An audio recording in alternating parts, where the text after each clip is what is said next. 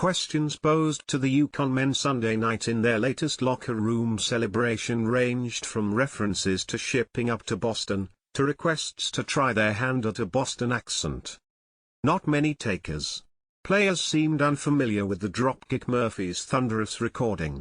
And they waited until Tuesday, when Jim Calhoun addressed the team in practice, to become reacquainted with an authentic Boston accent. Though Uconn Nation, theoretically, stretches that far, its eyes have long been trained to look south toward New York.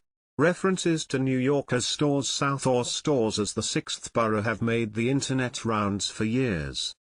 We are bulletproof, Dan Hurley's unwavering confidence on display as Uconn men advance to Sweet 16.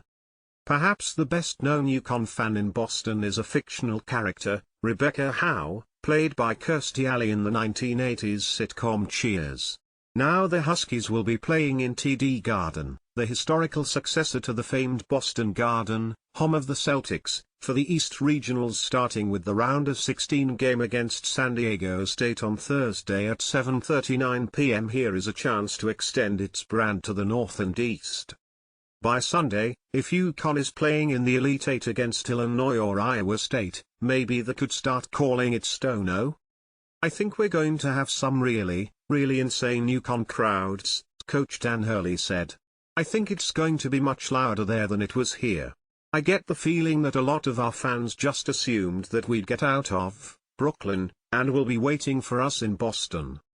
Historically, many of Uconn's signature moments have come in New York City's Madison Square Garden, in the Big East, NIT and NCAA tournaments, where they upset Iowa State and Michigan State in the way to the 2014 title.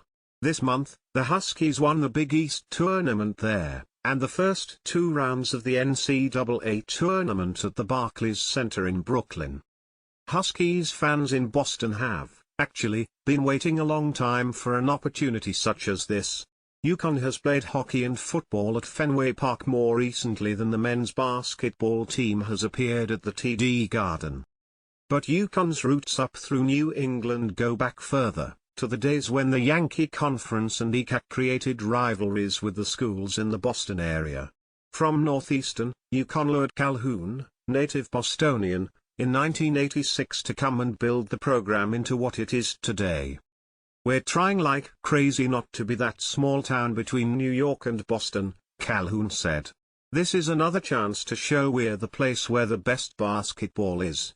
The minute we get on that floor, they'll see it. For us who grew up there, it's a special place. Among well-known Uconn names, Carl Hobbs came from Boston, as did Shabazz Napier, D. Rowe from Worcester, Massachusetts, and Toby Kimball from Framingham. Current standout Alex Caraban is from Southborough, 28 miles to the west.